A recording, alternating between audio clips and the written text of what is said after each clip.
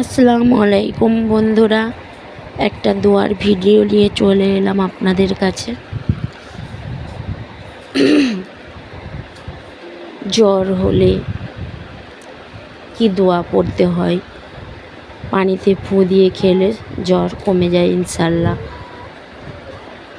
সূরা ফাতিহার সাথে কুল না ইয়া না রুকনি বারদাও ওয়াসসালামুন আলা ইব্রাহিম, এই দোয়াটা পড়ে পানিতে 3 বার ফুঁক দিয়ে খাওয়ালে জ্বর কমে যায়।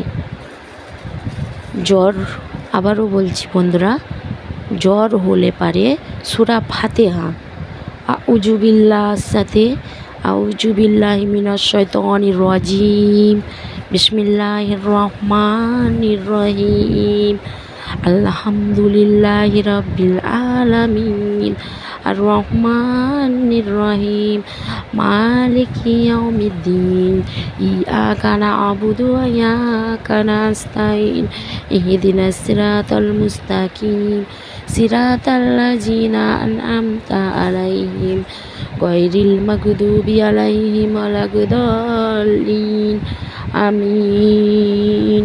বিসমিল্লাহির রহমানির রহিম কুলনা ইয়া নারু কুনি বারদাও ওয়া সালামুন আলা ইব্রাহিম কুলনা ইয়া নারু কুনি বারদাও ওয়া সালামুন আলা ইব্রাহিম কুলনা ইয়া নারু কুনি বারদাও ওয়া সালামুন আলা ইব্রাহিম।